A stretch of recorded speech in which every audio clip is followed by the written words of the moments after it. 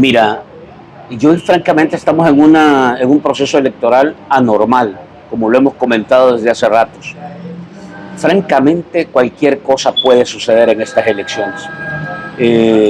Puede suceder que en realidad se consolide un megafraude, puede suceder que en realidad empecemos a ver que se multiplica un voto de castigo, puede suceder que en realidad ese entorno de miedo, de temor, que de alguna manera está llegando a un punto de hartazgo por tanta soberbia, prepotencia y política bravucona que estamos viendo, pueda también que haga que la gente reaccione.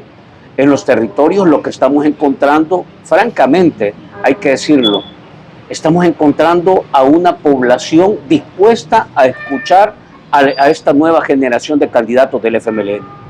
Estamos encontrando a una población dispuesta a atender, a conversar y a establecer un punto de vista, pero sí estamos encontrando temor, un electorado que prefiere estar bajo el silencio, no opinar de manera clara qué es lo que ve dentro de la actuación del gobierno, guardarse la crítica, guardarse el cuestionamiento, porque de alguna manera siente temor que el régimen de excepción puede ser aplicado hacia él.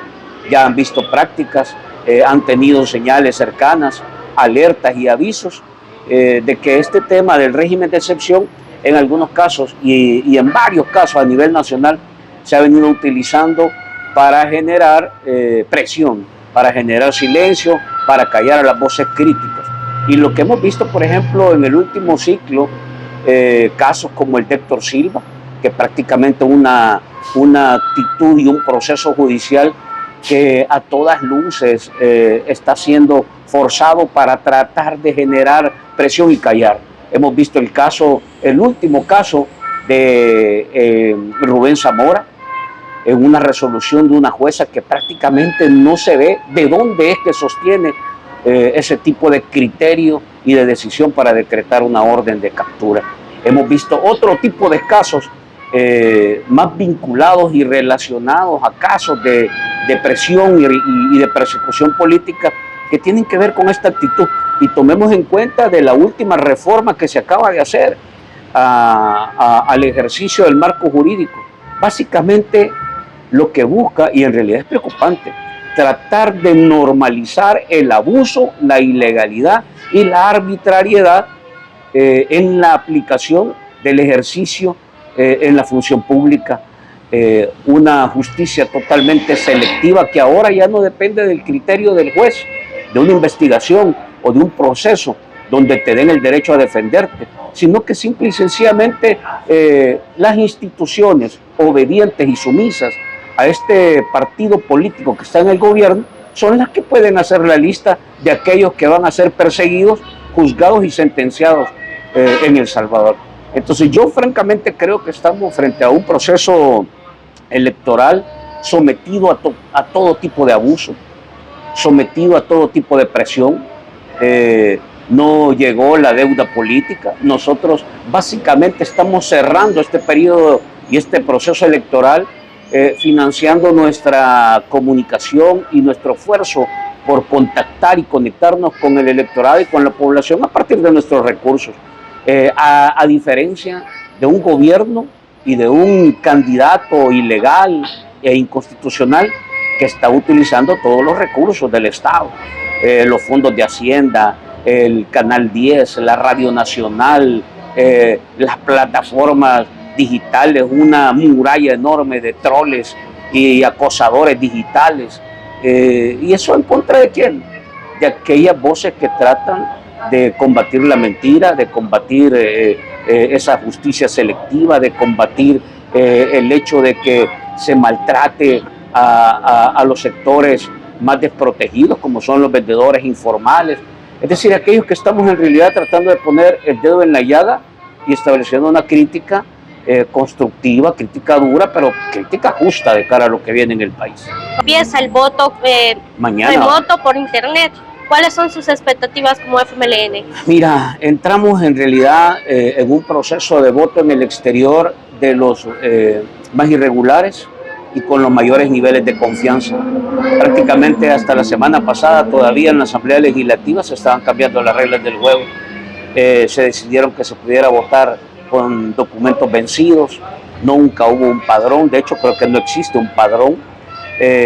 Hay tantos datos diferentes sobre el manejo de los registros que hay de votantes en el exterior. Hay una serie de vacíos y fisuras que quedaron abiertas. De hecho, la gente puede votar en El Salvador y puede votar en otro país, Guatemala, Honduras, etcétera, y seguro que no va a ser identificado. Entonces, francamente, te deja una serie de puertas abiertas. En el caso del voto en el exterior, lamentablemente vemos a una institucionalidad, a un Tribunal Supremo Electoral defendiendo ese tipo de proceso frágil y débil. Vemos a un aparato institucional y partido político en el gobierno que hizo campaña desde hace meses, antes de que iniciara el proceso electoral, utilizando recursos de todo tipo para viajar todos los fines de semana a hacer propaganda y meeting en Estados Unidos para tratar de mantener en realidad engañada a la comunidad en el exterior. Y al final de cuentas hay que decirlo que lo más crítico es que después de todo esto, de todo el gasto que se ha hecho público, de toda la manipulación, el manoseo que tiene este proceso, al final la gente en el exterior solamente va a poder votar por diputados de San Salvador, como que no existieran otros 13 departamentos. Francamente, a mí me parece que es un ejercicio, si lo pudiéramos evaluar hasta la fecha, sin conocer el resultado todavía, pero lo que se ha hecho hasta hoy es un ejercicio que no completa, no convence, no logra cubrir las expectativas. Es un trabajo verdaderamente limitado, podríamos decir hasta mediocre, en el sentido de que el resultado solamente se reduce a votar por diputados del departamento de San Salvador. ¿Qué pasa en los otros 13 departamentos? No hay población, no hay problemas, no se tiene que legislar de cara a esos territorios. ¿Por qué en realidad esa filosofía de concentrar todo en la capital? ¿Qué pasa con San Miguel? ¿Qué pasa con Usulután? ¿Qué pasa con La Unión? Sonsonate, Santana, el mismo departamento de La Libertad. No puede tener, usted que vive en el exterior, no puede votar por nosotros, no puede votar por diputados de su departamento, donde vive su familia, donde vive en realidad, donde su familia desarrolla su actividad productiva, estudia, vive, convive, etc. Entonces a mí me parece que, si querés llamarlo como un punto de partida, puede ser, pero francamente para lo que es un proceso electoral se queda muy corto. ¿Están confiados en este sistema de votación por internet? No, la verdad es que no tenés, vamos a ver, ni siquiera le hicieron las pruebas a las máquinas. Lo que hemos visto del Tribunal Supremo Electoral, y usted revise paso a paso lo que ha venido sucediendo, porque esto muchos dicen que nosotros criticamos, etcétera, etcétera, pero no es crítica, simple y sencillamente es una descripción de la realidad concreta que hemos visto. El tribunal se ha dedicado a venir presentando excusas, justificaciones de todo tipo de cosas que no logró realizar como debía hacerse cuando se planificó este proceso. Y en gran medida, ¿por qué el tribunal fue sometido a esto? Porque los diputados de Nuevas Ideas decidieron cambiar las reglas y el tablero de juego, las reglas del proceso electoral a última hora, a conveniencia, para cabalear un resultado favorable a ellos. Francamente hemos visto, no se lograron hacer las pruebas de las máquinas, no se logró en realidad, no tuvimos el informe concreto de la prueba que se hizo del voto a partir de estas máquinas. Hay una serie de procesos y datos que todavía se manejan con mucha duda, y sobre todo, en el caso nuestro, como un partido que está participando en este proceso, tratando de aportar de la manera correcta, decente y legal, nos expulsaron, nos eliminaron de la vigilancia en el voto en el exterior. sin ningún argumento, simple y sencillamente el tribunal obedeciendo una orden que venía desde Casa Presidencial para incorporar a nuevas ideas y a gana, como que fueran ellos los que van a vigilar el proceso. O sea que el tribunal lo que hizo es poner al ratón a cuidar el queso. Simple y sencillamente apartó a cualquier actor que pudiera tener una opinión crítica y que pudiera denunciar cualquier irregularidad ahí, para dejar a nuevas ideas y a gana para que vigilen el proceso en el exterior. ¿A dónde va a ser eso decente? ¿A dónde va a ser eso correcto? ¿Cómo es posible que eso que hizo estos magistrados del Tribunal Supremo Electoral, que votaron por eso, para eliminar al FMLN de la vigilancia del voto en el exterior, cómo es posible que eso lo podamos argumentar y justificar? Entonces es imposible que nos puedas pedir que nosotros confiemos en un proceso que a todas luces es parte del gran amaño que el partido oficial ha venido haciendo a través del control total que tiene de todas las instituciones para tratar de asegurar su resultado favorable. En otros temas, ¿qué cambios se podrían percibir con la reducción de municipios estas próximas elecciones? Mira, electoralmente en realidad todo fue armado para poder dar un resultado. Como digo, para poder obtener un resultado favorable al interés de perpetuarse en el poder que Nayib Bukele ha mostrado desde el inicio. Totalmente contradictorio e incoherente con el Nayib Bukele que nosotros conocimos cuando él inició este proceso del ejercicio presidencial. A medio año cambió de discurso, se olvidó de todo lo que había marcado él como parte de su visión, de la filosofía de hacer un ejercicio de gobierno, y prácticamente dio a conocer que iba a buscar perpetuarse en el poder. ¿Para qué? Para seguir garantizando negocios, para seguir generando condiciones familiares favorables en proyectos privados, para seguir articulando y controlando el poder, para seguir y además para encubrirse de una serie de señalamientos que han venido apareciendo. Pero francamente este ejercicio lo que marca es una ruta que hemos venido advirtiendo. Y por eso es importante que este próximo 4 de febrero el país tome conciencia de que es fundamental eliminar ese control absoluto del poder, del Estado, de los recursos, de las instituciones en una sola mano. Necesitamos distribuir ese control, necesitamos distribuir y equilibrar la capacidad de poder tomar decisiones para el país. ¿Por qué? Porque necesitamos ejercer más nivel de contraloría, porque necesitamos ejercer más nivel de vigilancia, porque necesitamos de verdad combatir la corrupción, porque necesitamos desmontar esa política de secretividad que se ha instalado como parte de la gran agenda de este ejercicio político para encubrir todo el manejo oscuro y opaco que se hace de los recursos, porque necesitamos de verdad hacer de esta Asamblea Legislativa una casa del pueblo, abierta, dispuesta a conversar con la gente, a recibir a los sectores, a escuchar críticas, a rendir cuentas, a ir al territorio, a resolver los problemas. Necesitamos cambiar la lógica. ¿Para qué necesita usted un bloque de diputados que se dediquen exclusivamente a apretar un botón y hacer borregos de las órdenes que les envía una oficina en Casa Presidencial? Eso no resuelve los problemas del país. Necesitamos en realidad poner una agenda de trabajo, y en ese sentido es que esta nueva generación de cuadros políticos está en realidad tratando de aportar, de llegar a la población, de hacer que este mensaje en realidad abra los ojos, despeje y nos permita en realidad aportar, construir, cambiar las cosas, corregir lo que no se ha hecho. Cosas como que la ley de Bitcoin. Hay que eliminar que el Bitcoin sea obligatorio. No puede seguir siendo eso una amenaza. De hecho, nos está amenazando de cara a la gran agenda internacional para poder obtener acceso a crédito con la banca. Necesitamos corregir esa ley de la AFP. En realidad, al final, el único beneficiario fueron los AFP, y la gente que cotiza sigue amenazada, porque ya dentro de poco su pensión está en riesgo.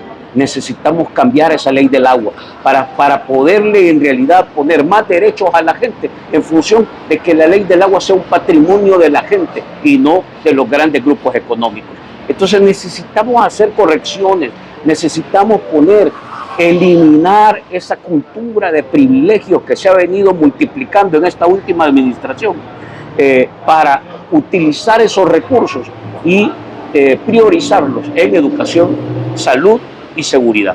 Necesitamos abordar el tema económico con en realidad claridad, énfasis y poniendo los recursos a donde deben ir. Y el sector agrícola es uno de los principales sectores a los que les debemos apostar. Ya hay una propuesta, una iniciativa presentada a nivel presidencial por nuestro candidato, que es Hambre Cero, y que recoge en gran medida los grandes aspectos y las grandes características y variables que debemos empujar. Sector agropecuario es de lo más importante que debemos empujar, y en el caso del Departamento de la Libertad, por supuesto que representa uno de los elementos más importantes de la economía que tenemos en el departamento. Entonces necesitamos equilibrar la Asamblea Legislativa para empezar a abordar todos estos temas que hoy en este momento no están siendo abordados.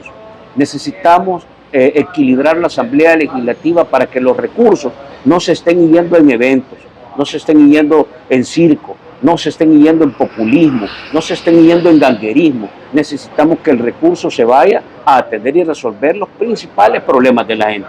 Y el principal tema, necesitamos crear en realidad una gran agenda de apoyo social para tratar de combatir la crisis de hambre que viene y la crisis económica que ya está enfrentando la gente. Eso solo lo podemos hacer si en realidad le damos a la Asamblea Legislativa la autonomía, la independencia y la capacidad de convertirse en el primer poder del Estado, vigilante de que los recursos se ejecuten como debe de ser. Y además que logremos crear una cultura de rendición de cuentas, una cultura de auditoría permanente y una cultura donde los diputados y los políticos trimestralmente informemos a la población de lo que estamos haciendo. ¿Tu postura acerca de la demolición del monumento a la reconciliación? Mira, francamente yo lo he calificado esto así. A mí me parece que son parte de las locuras de un dictador. Francamente yo no sé por qué, pero me parece que Nayib Bukele y su grupo tiene un conflicto con la cultura, tiene un conflicto con la identidad, tiene un conflicto hasta con nuestra lengua, con nuestro idioma, tiene un conflicto en general con la formación, con la educación. Este tema de la demolición del monumento a la reconciliación, que fue instalado como parte del aniversario de los 25 años de los acuerdos de paz, francamente es un momento más. Fíjense bien, ahora vemos a un gobierno de Nayib Bukele que está desmontando las casas de la cultura. ¿Ya? ¿En qué sentido? ¿Sobre qué base? Simple y sencillamente es otro golpe más a la cultura, así como demoler monumentos. Hemos visto a un gobierno de Nayib Bukele desapareciendo municipios con toda su identidad, con toda su trayectoria, su autosincrasia, con todas sus características y tradiciones. Se lo volaron, así de un plumazo.